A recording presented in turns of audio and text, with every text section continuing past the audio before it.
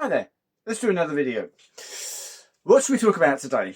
I'm going to talk about a camera that you are almost certainly never going to have heard of, or you may have heard of it, but you will know absolutely nothing about it. I promise you. So if you want to find out what that is, hang on, let's go through and I'll explain. If you've subscribed and watched any of my videos over the last, what is it, 6-7 years, if you haven't subscribed, by the way, there's a thing down here you can subscribe.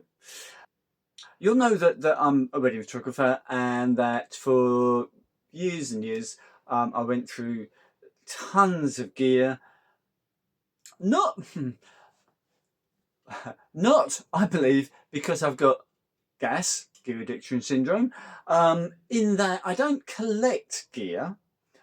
I had a desire to find the best gear to photograph weddings that suited me, that gave me the looks that I want, that worked the way I wanted them to work, that gave my clients the images that I thought they would like.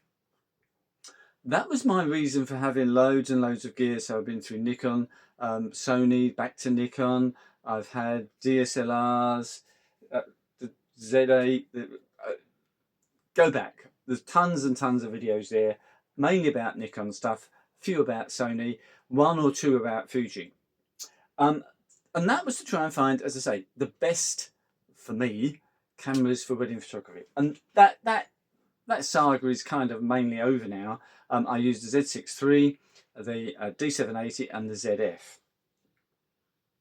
And between those three, I will cover a wedding.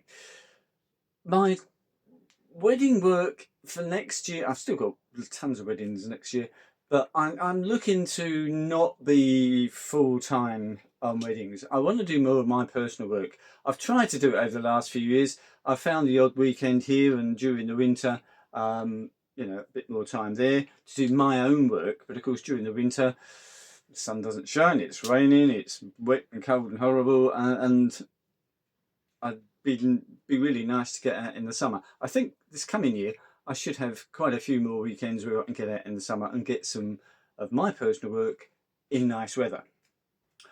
And I'm now embarking, in fact, some time ago, what are we talking, a couple of years ago I suppose, alongside my trying to find the best wedding gear, I also wanted to find the best gear for me, because I knew that one day weddings would slow down, one day weddings would stop. And I just want to continue with my personal work, doing exhibitions, selling prints, doing workshops, and so on and so forth. And I'm now on a mission to find my personal best camera to work in the way I want, that gives me the images I want, and so on and so forth. So that's what this video is about. And my problem is that I don't like using my wedding cameras for my personal work. I'm weird, say what you want, but I see those as tools to do a job. They're professional stuff. I leave them aside when I finished a wedding, and if I'm going to go out for the day and take some photos, for me, I want to pick up a different camera. I want a camera that inspires me. And a few videos back, well, we're going back now. Actually, it's about over 18 months now since I got my Leica M10. This isn't the original one. I got one to start with, changed my mind, didn't like it, and then realised that was a huge mistake. Got another one, and this now is, as I said, I mean, it was nearly new when I got it back in March, 6 months ago. And I do love this camera, and this has kind of set the standard for what I'm looking for now for my other camera. I want another camera other than the M10, because whilst I'm okay with manual focus, I do still find it quite tiring. It requires concentration that, if you like, for me, takes away from getting the image. It might only be a couple of seconds. I mean, nowadays I'm pretty good at using the rangefinder focusing. It only takes a few seconds, if that. But there were certainly other times when I would really like autofocus. So a few months ago, I came up with a kind of checklist of things I wanted for my personal second camera. This I love because of the inspiration. It just sits on the desk and I walk in the morning and I think, I'd like to take you out and take some photos. I do find it gives you that push to actually go and do something, which on dull, miserable, horrible, wet, cold days like this, you need something to do that. Here in the UK, if you're in America, in San Francisco, actually, I know, I've been there. It's wet and cold there sometimes, isn't it? Sorry, Los Angeles then. You don't maybe need quite so much of a push to get out and do it.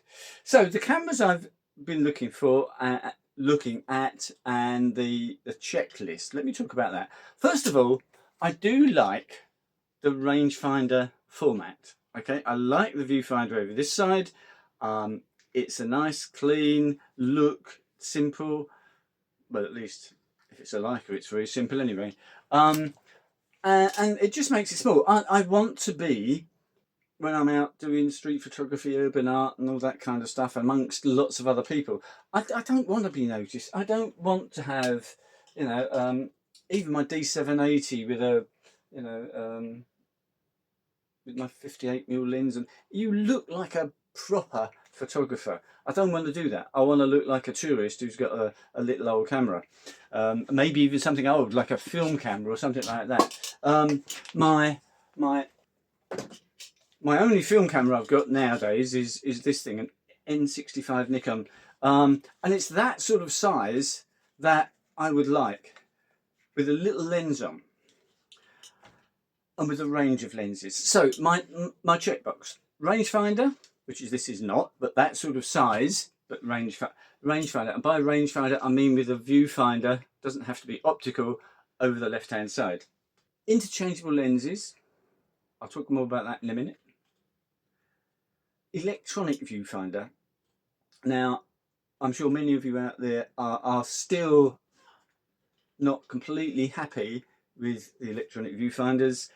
You still prefer an optical viewfinder, and I get that. There are days when I love nothing more than taking that Leica out, looking through the optical viewfinder. It's brilliant, I love it. But there are many other days when I find the advantages of an EVF outweigh the optical viewfinder. And I go back a long way with electronic viewfinders. I found this the other day. This is actually my first ever digital camera. I think it was anyway. I'm not sure. I think it was about 2001, maybe. Yes, it must have been 2001, maybe even 2000. I got this. It's a Olympus something or other. It's about 6 megapixels, and of course it's got an electronic viewfinder. So that's my first experience of electronic viewfinder, and I've had loads of countless cameras since then with electronic viewfinders, and I'm now very comfortable with those, and I find them in some ways better than optical. So rangefinder, EVF, interchangeable lenses. Now I've tried a couple of cameras like the Fuji X100, that's the first one that springs to mind, with a fixed lens. This one isn't actually, it's got built-in lens, but it's not fixed, it is actually a zoom. But something with a fixed focal length, no, I want interchangeable lenses. I'll tell you about that more in a second as well. I want the whole thing to be quite small, compact, as I say, not to be noticed. And I want it to inspire me. I want it to sit on the desk, and like my M10, I want it to say to me, come on, let's go out and take some photos.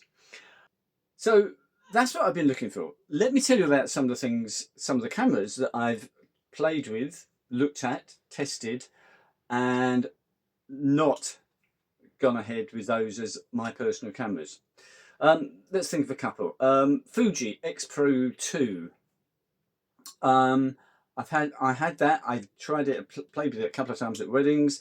I'm going back now to 2.5 years probably, and that's the sort of size, the format, the EVF's over the left. Fuji, lovely range of interchangeable lenses, great image quality, and that's certainly a candidate, because it looks nice. I found it quite inspiring when I actually had one at the time.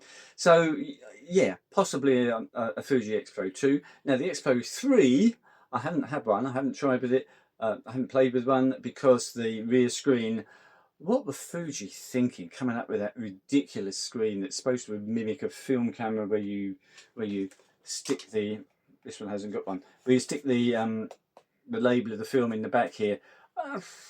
No, come on, it's a digital age. If you go for something like the ZF with a flippy screen, you can get rid of the screen completely. If that's how you want to shoot, you can do it, and that is a much better solution, because if you don't want to shoot like that, if you do want the screen on the back, then you can have a screen on the back. Why take that away from us, Fuji? That was in my view, really bad move, and I would not have an X Pro 3. If they come out with an X Pro 4 and they go back to a proper screen with updated specs and all that sort of thing, then maybe that would be a candidate as well. So that was Fuji, the Fuji X Pro series. I also tried, as I mentioned, the X100. I think I had a T. Again, I'm going back 2 or 3 years. Fixed lens, even smaller, nice camera, but not particularly inspirational, I didn't find. It was just a nice sort of pop in your pocket kind of camera. No, it just didn't excite me at all. Moving on to Sony. Last year, I'm talking now.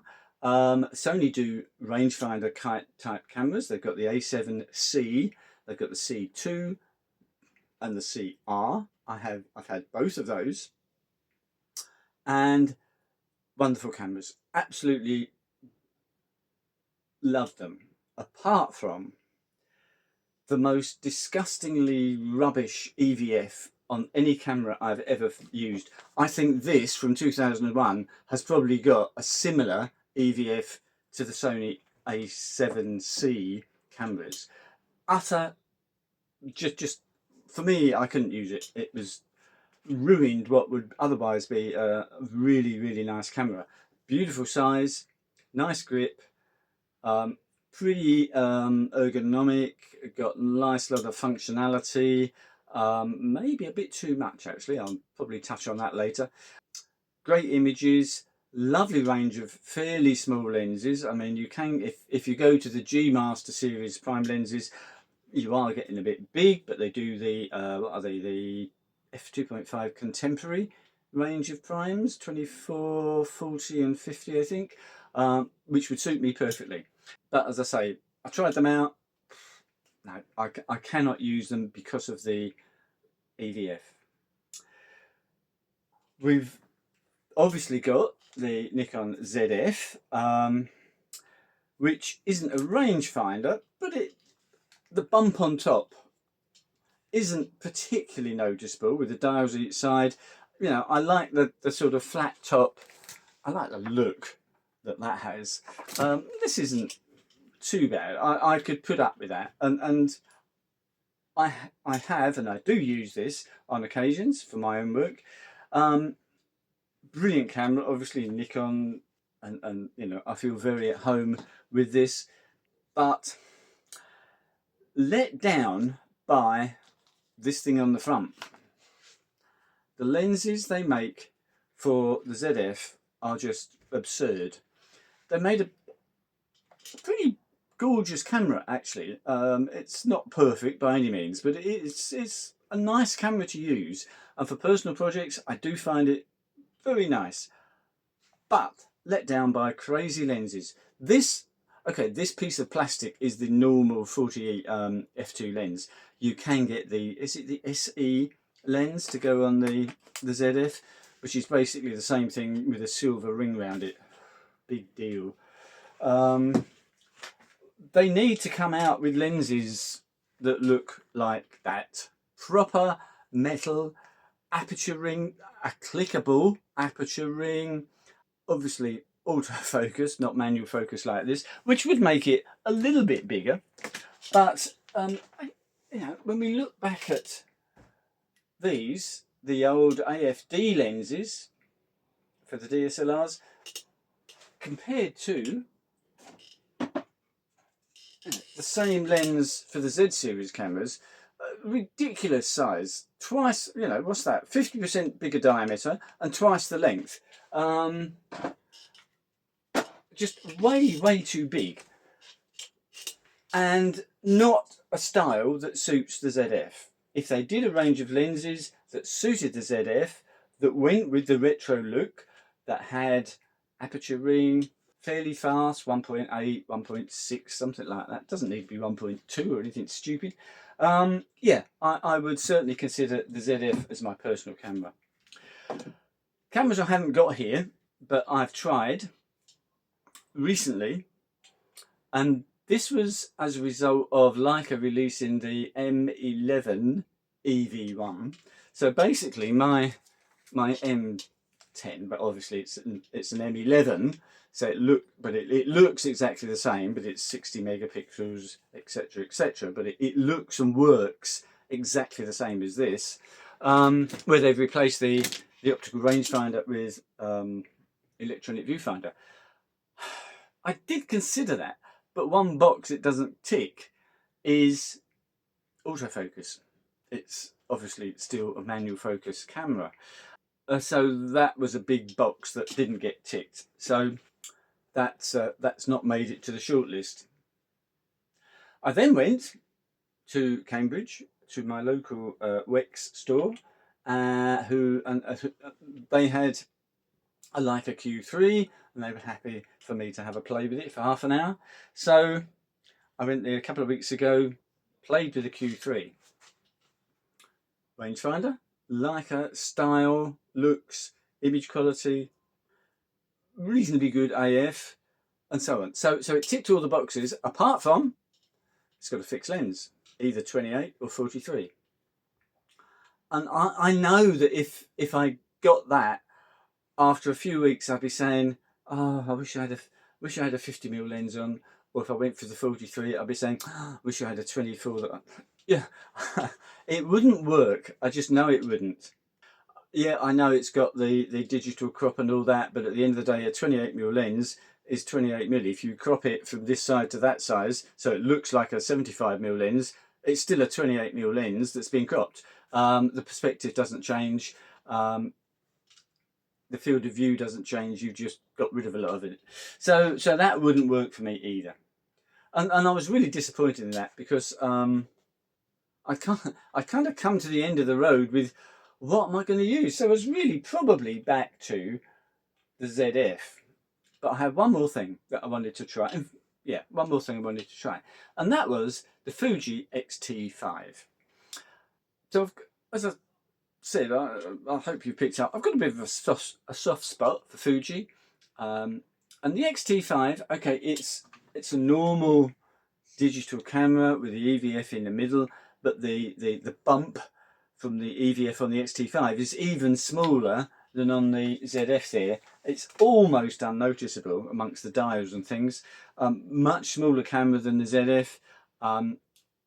40 megapixels? Yeah, 40 megapixels. Very good AF. Interchangeable lenses, obviously. So it ticked all the boxes, apparently. But it's complicated. It is horrendously complicated. When I last used a Fuji, which would have been the X Pro 2, so 18 months, 2 years ago, I can't remember it being complicated. You know, I spent maybe an hour setting the thing up, and then knew how to use the dials. If I didn't want to use the dials, I knew, well, it was quite easy. In the Q menu, I could pick out what I wanted and change it, and I could use that fairly easily, and I have no memories of it being difficult. The X-T5 was like, I don't know, I can't describe it. I mean, Sony cameras, when I went from Nikon to Sony, you know, it's a really steep learning curve to go from a Nikon to a Sony, but I managed to do that okay, and you know, obviously got pretty proficient at using the Sony cameras. I used them for weddings for a year. But the Fuji X-T5, I just could not make a head and sense of it. Any sense of it. For about 4 or 5 days, I just sat here in the office playing with the menus, trying to work out what to do. So now if I want to change from spot metering to matrix metering, how do I do that? What button do I push? Well, I don't press a button. I have to go into a bloody menu. Well, at least I couldn't find any way to do it quickly. And all this kind of stuff. And there were so many choices for everything that it just, I took it out 2 or 3 times, and I just spent more time playing with the camera, trying to get it to, fiddling with dials and buttons, and trying to get it to do what I wanted it to do, rather than taking pictures. So that was a bit of an eye-opener. Maybe I just need to spend a month with the thing, but I only had 14 days to try it before I could send it back. So decided this probably wasn't going to be it, so I sent that back. So at that point, I'd really got to the end of the road. What else is there? Basically tried every camera I could possibly try. So I thought, until I was looking for some reason at Leica's website again. I just happened to be scrolling through, I can't remember why, and I spotted a camera that rang bells from way back when I first started to look at Leica. I remember, what was it, 5, 6, 7 years ago maybe, looking at their website to just try and find out, well, one day I would like a camera, which one do I want? And that's when I sort of realised that, oh, it's the M range of cameras that I want. And I started to get a bit more familiar with Leica cameras. And that's probably the last time that I saw this particular camera. And this particular camera, well, I'm hoping it is going to tick all the boxes. And that camera is the Leica CL. So it's, as you can see, a digital rangefinder, EVF, on this side of the camera. It's small. It's got interchangeable lens. I've got an 18 to 55 zoom on here at the moment. A huge range of L-mount lenses available for it from various manufacturers, from Sigma, Panasonic, Leica, of course. So it ticks that box. Beautiful electronic viewfinder. It's up there with the Nikon ZF and the Z6 III, and it's simple.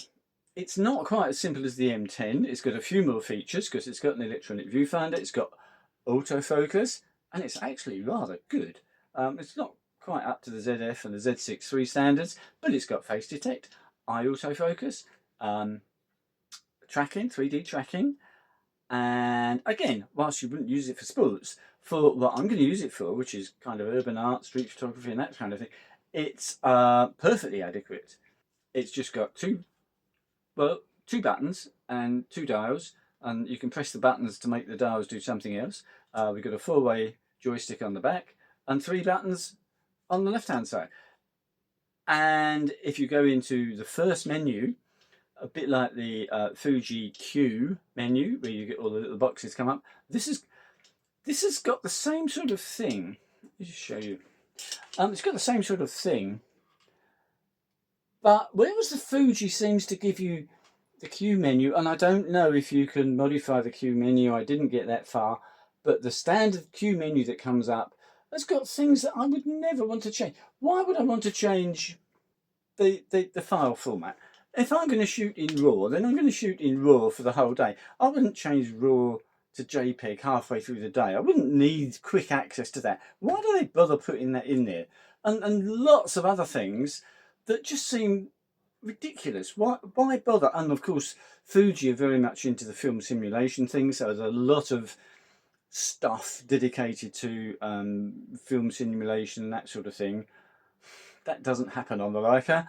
You shoot and you get what it gives you, which, by the way, are beautiful photos. Crop sensor, 24 megapixels.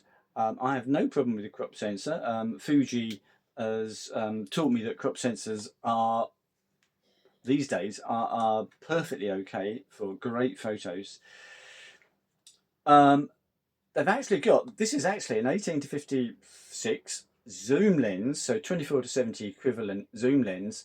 And look at the size of it. It's smaller than Nikon's 40 f2. And this is a zoom. Okay, that's full frame. This is crop percent. But there's a huge range, as I say. Sigma do a lovely range of contemporary, are they f2, I believe, contemporary lenses for the L mount, which would go straight on here. And a bit like the M10, it's very simple to use. I can just set it, I can take photos, and it gives me photos. I don't have to mess around with things. If I do want to change anything, then that menu there really has got everything I need to change whilst I'm out shooting. I cannot think of anything that I would need to change. I've got whether I'm shooting AFC or single shot. We've got the metering mode.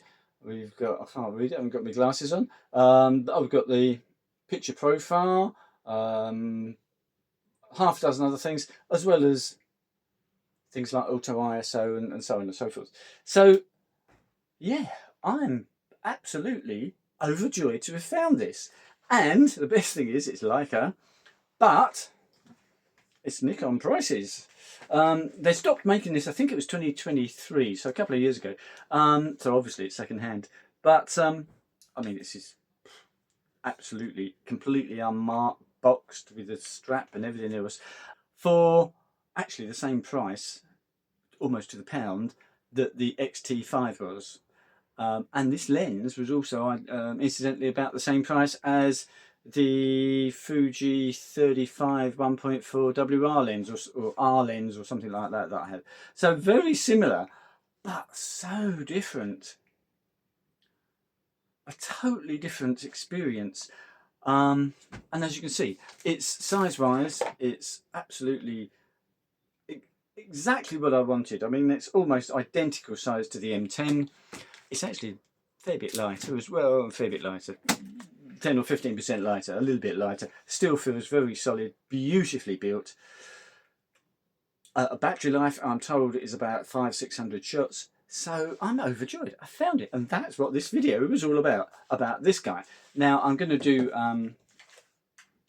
I keep threatening, but I'm going to do a video at some point out on the street, out in the city, Cambridge, London, something, where we'll take some photos with this camera now, because this seems to have ticked all the boxes and is going to be the camera for my personal projects, as far as I know. I'll change the lens. I'll have 2 or 3 other lenses, but that camera. So that's what this video has been all about, getting to this.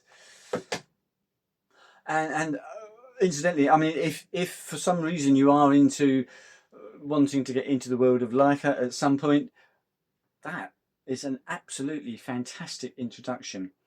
They also do the, is it the TL, but that's got a fixed lens, I believe, or it hasn't got a viewfinder. There's something different about it anyway. But I know when I did my research, the CL is this model. Yeah, if you want to get into the world of Leica and don't want to spend £4,000 or £5,000 just to get started, then have a look at this. Thank you for watching. Cheers for now.